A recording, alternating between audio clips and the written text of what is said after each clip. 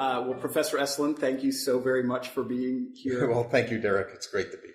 It's great to be able to speak with you for a little while. My first question for you is this. What do you consider to be culturally some of the most pressing or significant issues that are facing Christians today? What the fundamental issue is, as far as culture is concerned, the Christians need to get it into their minds. It's very difficult to grasp that there isn't really a culture there at all. Okay? There's the residue of a Christian culture, and then there are a whole lot of sub-pagan habits.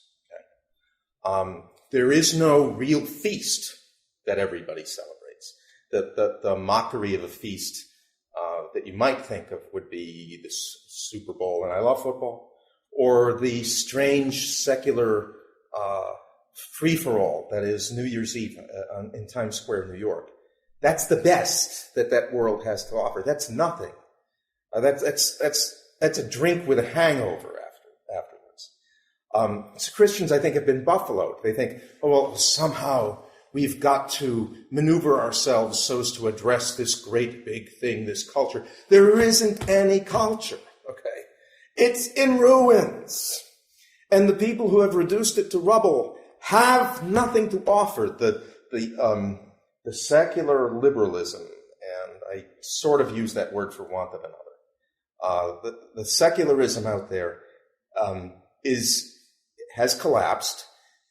Greater writers than I will ever be noticed it 70 years ago. I've been writing about it since even before the Second World War. Okay? Now, why would we want, as Christians, to bind ourselves to a corpse? It's a corpse. Okay? Son of man, shall these bones live? Well, not by their own power they're going to live. We are in the unusual situation here of not having to bring Christ to a coherent and vibrant culture. We have to bring Christ to people who have lost the coherence and the vibrancy even of a pagan culture. They've lost it. And in a case like this, to say, well, we got to conform ourselves in this way or that way to the times is complete madness. It's like saying, well, we have to be cancerous in order to preach to people with cancer. Everybody is lame and limping around, so let's amputate our own legs. Let's shoot ourselves in the foot so that we can preach to the lame.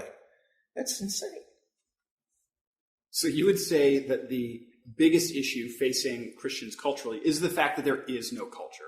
Right. There's a set of habits, mass habits for the mass man, that they go by the name of culture because we don't have another word for it. Sometimes I call it the mass phenomena. Mass education, mass entertainment, mass politics. Okay? And now mass information. Mass manipulation by the media of people's psychological makeup. Even the people who are doing the manipulation are also the objects of the manipulation. Yeah, this is a situation we face. And so we need to remind ourselves first what it even means to have a culture. What it means to renew all things in Christ. That's the answer to that question is, what would it be like to have a Christian culture? Maybe before we even get to that question, we have to ask the prior one, what does it even mean to have a culture? So within that sort of mass world of mass entertainment and mass politics, right, and mass education, right, what are the things that are bombarding Christians that they need to be able to address? Or do we try to be culture makers in the first place to try to create a culture that we can then speak into? Or are there sort of mass issues that we need to be aware of and address? Well, I don't think we need to go out of our way to be aware of the mass issues. They're everywhere. Right? You don't actually have to watch television to get a pretty fair idea just from what other people are talking about, or just from having to show up at a doctor's office or dentist's office. You're aware of the things out there. You don't have to make a great study of them. So if we are going to bring something different and something new to these people who are so bereft, although they don't know that.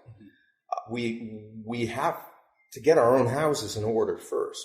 Now, this is why I've always thought that, although it hasn't delivered on all of its promises, yet it has delivered on at least to a great extent. Homeschooling represents, for instance, a great hope. If only on the negative side, that is, you have maybe 2 million children for a large part of their young lives removed from the poison chamber. Okay. Now, if people come at you and say, well, so you reject what's going on in the public schools, but what's your great scholastic and educational answer? Well, I can give them some educational recommendations, okay? But the first thing that I always say is, listen, if somebody's been eating arsenic every night for supper, along with the mashed potatoes and the roast beef, the first order of business is not to come up with a complete diet. The first order of business is to stop eating the arsenic, okay? The first order of business is to get rid of that poison, at least out of your system or out of your children's systems. Get them out of the brothels. What are you waiting for, after all? Then we can talk about specifically what kind of Christian education we can impart to the young people. The first order of business is to get them out of the poison chamber, right? So what would you define as the arsenic that people are eating, or the poison chamber in which they're living? Is it the absence of culture, or how would you define? You cannot have a culture based upon the, I'm going to use the word, unfortunately, I'm going to use the word liberal, but a liberal supposition, okay, that the only bearer of rights is an individual, that the individual will determines within certain loose boundaries for convenience sake what is good and what is bad. That the best thing for human being is to be liberated from most moral rules and traditions especially, and the bonds of family and parish and guild and community and so forth, to be untrammeled, right? No culture can be based on that. This is like reversing what John Donne said when in his Meditations upon Death. He says, no man is an island. This is to say that every man has to be an island. Okay? And you don't have a culture made of this vast archipelago of autonomous individuals pursuing their individual dreams. That gets human beings wrong, because human beings are made to be community builders, to be for one another in love. They're made in the image of the three-person God, not in the image, Chesterton says, of the lonely God of Omar, the monotheistic God of sheer will. This is a God of relationship and love, right? So I mean, no culture can be based on that. That may be the fundamental poison. It's not the nastiest poison, but it may be the foundational poison, okay? That your life has meaning based upon what you determine for it, okay? And that the best kind of life is the life that you want to lead because it's your way, and you have a dream. You're going to be, I don't know what your dream is. You're going to be a dental hygienist and scrape plaque off the teeth of strangers, and then you're going to be fulfilled because you're going to make a decent amount of money and go to Cancun once a year, right? Working off the plaque that you've scraped from strangers' teeth. That fundamental poison is everywhere. Okay, it shows up in different forms, right? Who are you to tell me what to do? Who are you to say that I may not do this or I should do that? And that's everywhere. We got to fight it. We got to fight it at every step because it shows up in different forms. Okay. You have to be true to yourself. Shakespeare has one of his stupidest characters in all the corpus of his plays say, "To thine own self be true." Okay, that a guy who is a spy and who suggests to his own son a certain amount of Machiavellian double dealing in a whole play filled with people who are lying to themselves and others, says, "This above all to thine own self be true," and then it follows as the night to the day, that canst not then be false to any man. It's nonsense. But everybody believes that nonsense. Everybody. Nice kids believe the nonsense. What are you going to do? Oh, I have a dream, I'm going to do this. We got to fight that at its most fundamental level. That's fascinating, especially because that's the line that I see quoted all the time. And people think they're being very cultural. No, he's an idiot. Very culturally He's an idiot. Wise, right? I mean, this is the guy who says brevity is the soul of wit, and it takes him about 70 words to blurt out what he wants to the queen and the king, and they got to kind of tell him, okay, old man, come on. Now, what is it that you have in mind? He's an old fool. So when some people are confronted with the idea of homeschooling, right. Some people will respond by saying, well, you can't just remove your kids from culture, from society. Or some people will say, well, that's not appropriate because we need our kids to be salt and light in the world. And so I'm wondering if you can respond to that. I'd like them to show me a single instance in the New Testament of somebody sending a child forth into battle or into a brothel to preach to the harlots. These are little children. And instead, Jesus is very severe. Whoever should offend one of these little ones, it would be better for him that a millstone should be hung about his neck and he be thrown into the sea. Come on. These are small children. They are going to be subject to hours and hours and hours and hours of frankly dehumanizing and de-Christianizing influences. And you think that a couple of Bible verses and an hour on Sunday, or even 3 hours on Sunday, is going to counteract that. Maybe you think that you have one of the great rarities in the history of Christendom, a child saint. Well, those are very rare, okay? And I guarantee you that your children, without even being aware of it, okay, will be ingesting, imbibing a great deal of poison along with their lessons. And by the way, it's not as if the schools out there actually do a decent job teaching the very humble but necessary things that we hire the teachers to teach. They don't teach them grammar. They don't teach them geography. Those have been abandoned. They're not going to learn anything real about American history except some politically correct nostrums. When it would be one thing, okay, if the schools were actually competent but poisonous. They're incompetent and poisonous, right? I mean, if your kid is going to get a horrible education, you might as well get a horrible education at home. If you're going to be incompetent at it, at least you won't be subjected to the poison. But it won't be incompetent at home because you could surround your kid with good books that are cheaper now than they've ever been in the history of the world. So that's all nonsense. That's nonsense, okay? You don't send your kid into a porn shop to be salt and light. Sorry.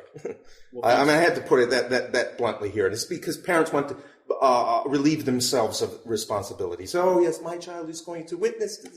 No, that's not going to happen. You're going to end up with a semi-pagan or a pagan or a sub-pagan by the time the kid is 18 years old.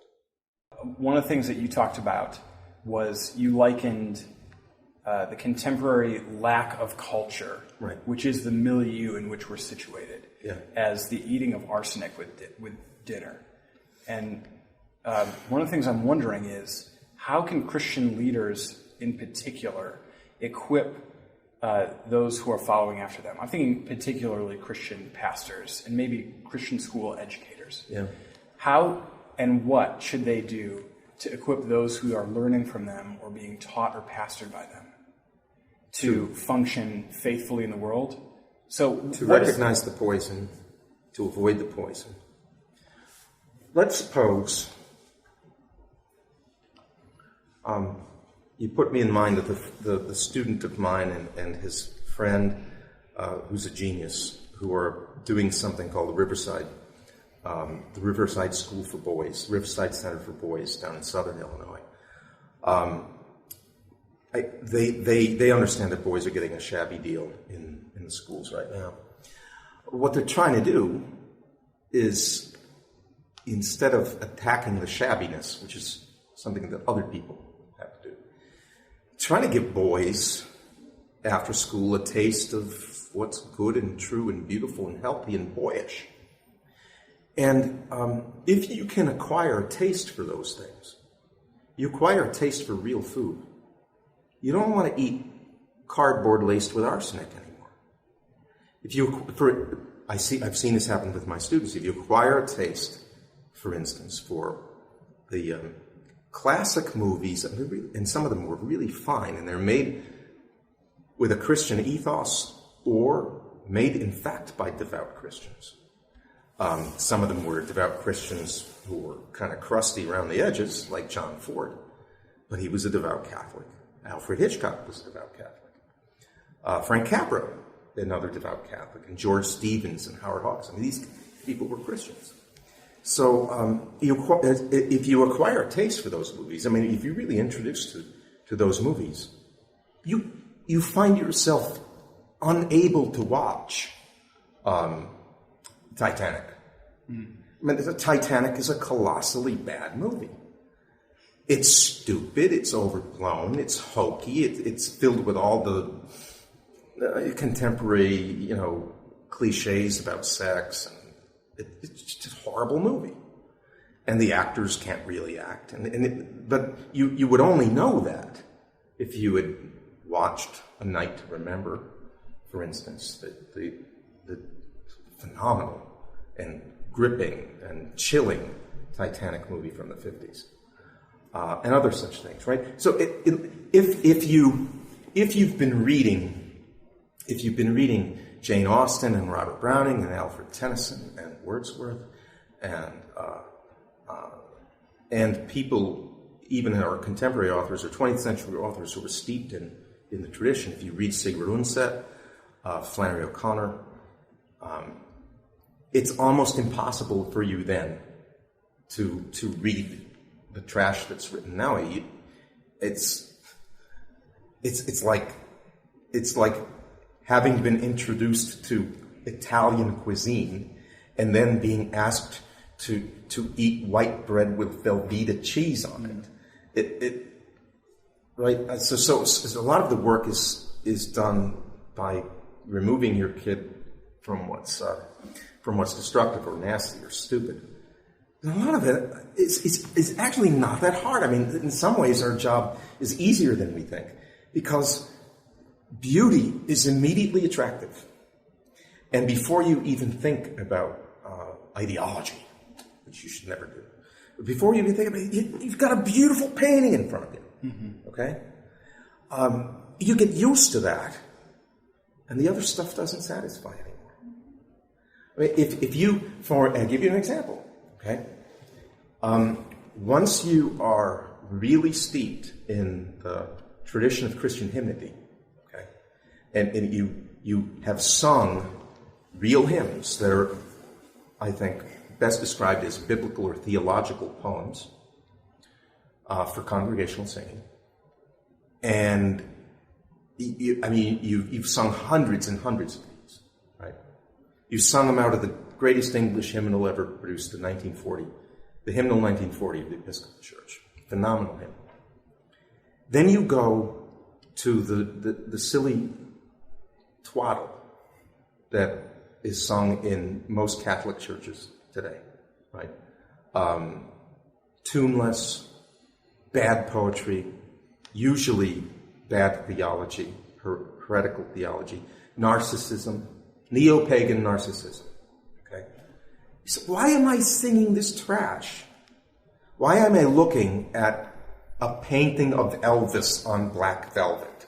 I was looking at Rembrandt before, and now I have a velvet Elvis, a Velvis. Okay? I don't want to look at a painting of the Matador or Elvis on black velvet. I want to look at the Caravaggio over there. Why are you giving me something that makes Twinkle, Twinkle, Little Star look like Puccini? I've been listening to Bach. I've been listening to Handel. I've been listening to the great spiritual revival songs of the 19th century.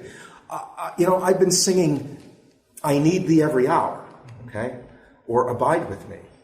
And now you expect me to sing this garbage? In some ways, we got all the advantage because there's nothing there, right? And something beats nothing every time. But you have to be introduced to something for it to beat nothing. Church art, for instance, is an example of this, right? You go from art, even 20th century, early 20th century church art and 19th century church art, which is steeped in centuries of tradition. And they could be very innovative too, okay? I've seen really innovative early 20th century sacred art that is just spectacular, okay? And they threw it all away to give us what? Paint by numbers pictures of Jesus and Lassie. Jesus patting Lassie on the head, executed in a paint by numbers design by a 5th grader. We gave up that for this, but once people are reintroduced to their heritage, they say, oh my gosh, come on, I'm not taking that seriously. You expect me to take this poet of political doggerel seriously? I've read Tennyson and Browning. Don't talk to me about this. This is silly. It's like I've listened to Puccini, okay? Don't tell me about Miley Cyrus or whatever. Is that a girl or a boy? I don't even know. It's a girl, isn't it? Yes, yeah. I've listened to Puccini's Turandot. You're trying to impress me, but this is not impressive. So let me ask you this. I'm a minister. Right. So what are practical ways or practical steps that I could take to try to develop a love for that which is good and that which is beautiful in the congregation that I serve? People in our world are particularly starved for beauty, right? Consider what things were like, let's say, if you were a medieval villager, okay? Life was very difficult. You had to work hard, although you probably had about 100 feasts during the year in which you did not work. During the high time of the Middle Ages, when there was global warming and the harvests were really good for about 300 years, because the temperature of Europe was warmer than it is now. And grapes grew in Newfoundland, and they were growing grain on the coastlands of Greenland. But I think, even though in material terms we would consider that the life was hard, they were surrounded by things of beauty. They surrounded themselves with glorious things. All of their festivals were full of bright color. We think of the Gothic cathedrals as kind of dark. They weren't dark. The Industrial Revolution turned them dark. The statues on the Gothic cathedrals were painted. They were painted bright and bold colors. Everything in the Middle Ages was colored brightly. If you were a sculptor, a painter, or somebody who worked with your hands in decorating things, right?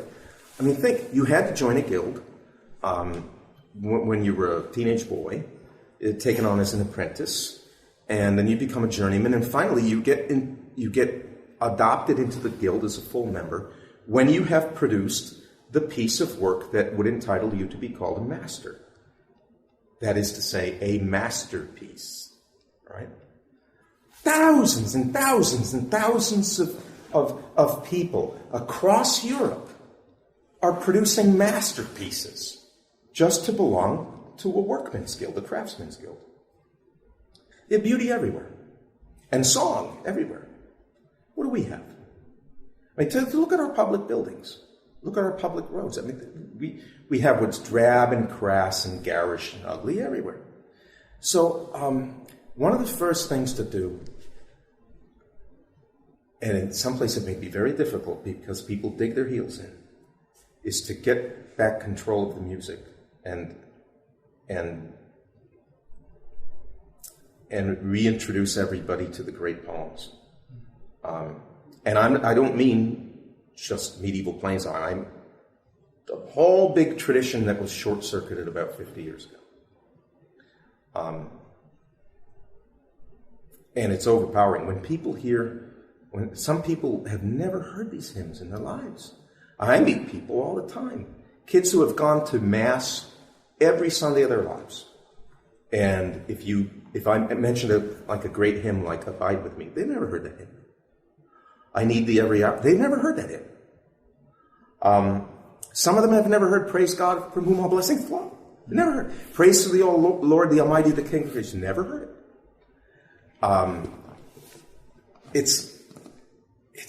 It's like never having seen a really good painting.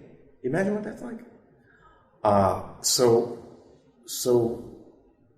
to the extent that's possible, bring beauty back to the service.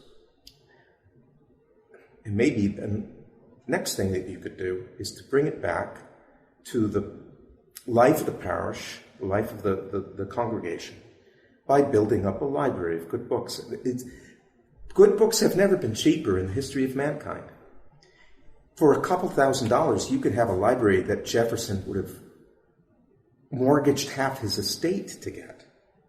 It's not that expensive. And you surround yourself with good books, and maybe you set up a reading book. Okay, we're going to read Paradise Lost. Can we do that? Can we do that?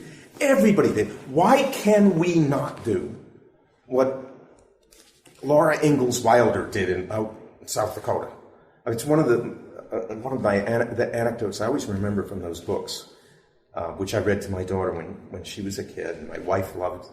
My wife is the one who introduced me to them. When she was 16, her mother gave her a gift and hid it underneath the clothes in the back of her drawer. It was a book of Tennyson's poems. Now imagine that. You got these dirt farmers in South Dakota,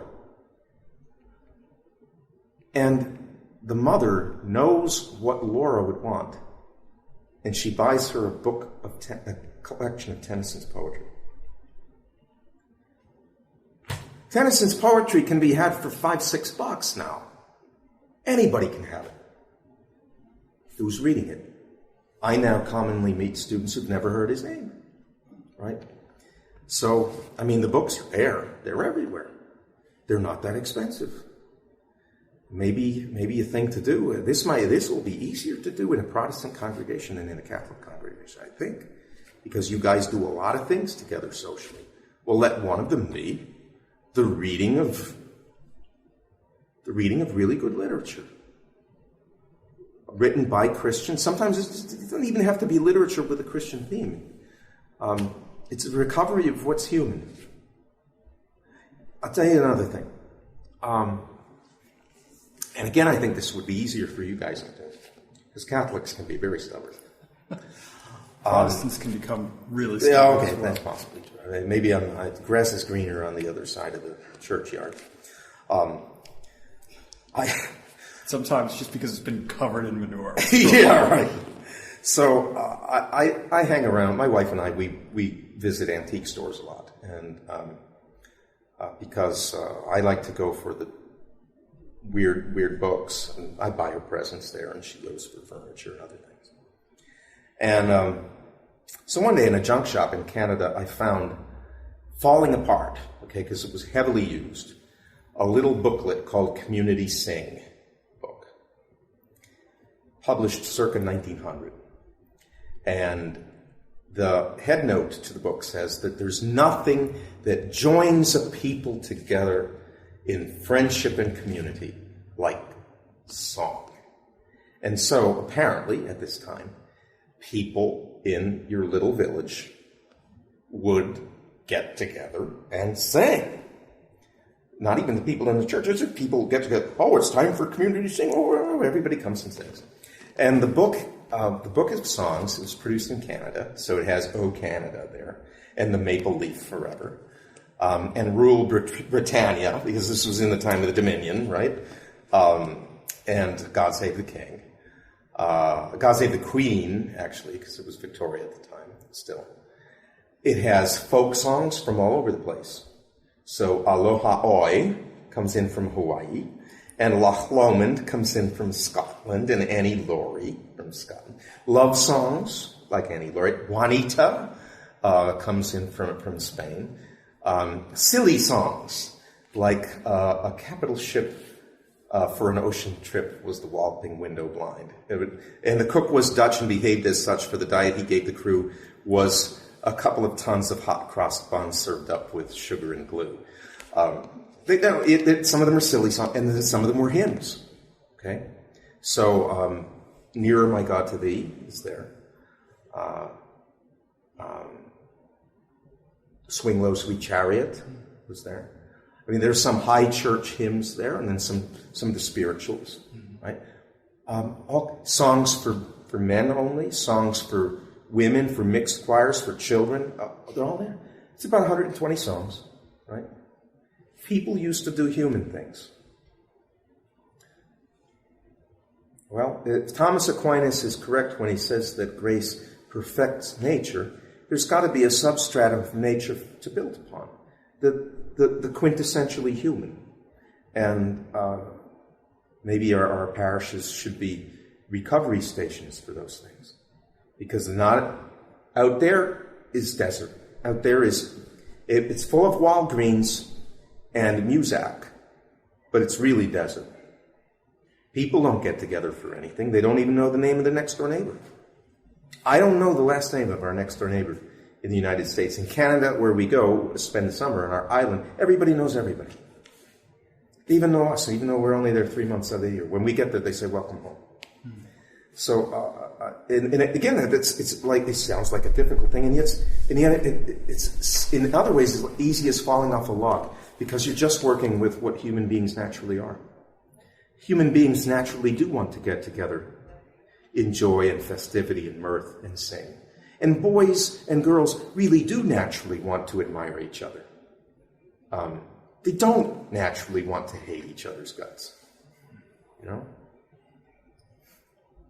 I had a friend who told me that he no longer wanted to be an evangelical when he read the words of "Let all mortal flesh keep silence." Oh my! Because he realized he could never. It's a stunning poem. It is. Yeah. He said he realized that he could never sing that song in the church that he served because what did he used to become? A higher church Protestant. That's right. Yeah, that's right. Let all mortal flesh keep silence, and in fear and trembling stand. Ponder nothing earthly minded, for with blessings in our hand, Christ our God to earth descendeth. With a 5-note run on descendeth, our true homage to demand.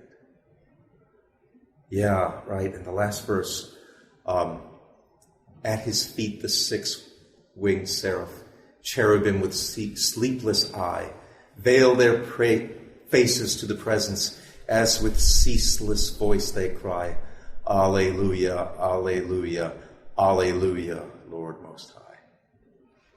Oh, man, what a poem.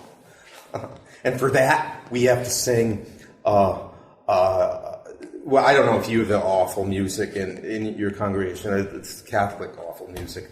We have to sing, I am the bread of life. Excuse me, I ain't the bread of life. If you eat my flesh and drink my blood, not only are you going to the hospital, but you're probably going to go to jail. You're not going to live forever. One final question, yeah. And just a quick answer. What are some of the ways that Christian leaders are failing right now in trying to encourage Christians to eat good food? What are some of the ways that Christian leaders are abandoning Christians to...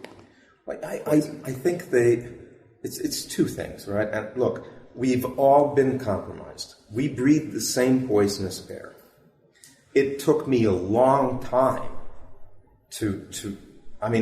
with each successive year over the course of about 15 years or so, I began to realize that I had bought this thing that was wrong, this other thing that was wrong, this other thing that was wrong. I mean, an innocent-sounding thing, the idea that you should never make it obvious, even implicitly, that to your students what you believe.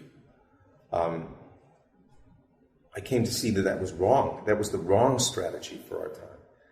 That I was priding myself on something that was stupid. That I had bought that bill of goods. I hadn't bought other bills of goods, but I had bought that one. So they're insufficiently aware of how compromised we all are. And then, again, we're all insufficiently aware of the great treasures that we've allowed to lie in the attic. So as a Roman Catholic, I sometimes compare the Catholic Church to the dragon, either in The Lord of the Rings or the dragon at the end of the poem Beowulf. What do dragons do? They sleep and snore on hoards of treasure. And they don't do anything with them. Well, in many ways, that's what the church has been. Or the church has a priceless treasure. Where is it? It's in the attic. Why is it in the attic? Oh, I don't know. Somebody put it up there a long time ago. I never really thought about it. Well, time to go up the attic and take that stuff down. And this can't be done all at once. It's a slow process. I mean, just to realize how much we've lost, it may be the work of a lifetime. But the work of a lifetime, it'll never get started unless you say, okay, all right, I know I can't do everything all at once, but I can do one thing. Okay, so I don't have the education in the humanities that John Henry Newman had or Charles Spurgeon. I don't have it. Well, I can start someplace. They all read Bunyan. They all read Pilgrim's Progress.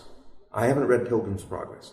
So the second most influential book in the generation of the founders, second to the Bible, is Pilgrim's Progress. Well, maybe I ought to read it, Maybe we ought to read it together. Everybody read Paradise Lost. I haven't read Paradise Lost. It's a poem. It's too tough. You start somewhere. And it almost doesn't matter where to begin. If you got a taste for poetry, start there. You got a taste for painting, start there. Taste for music, start there. Taste for the great old sermons, start there. But start. Everybody can't do everything. Nobody can do everything. But any one person can do something. You just start. So I think they need to pick themselves up and go troop on over to the attic. Does that help a bit? That helps very much. Thank you so much.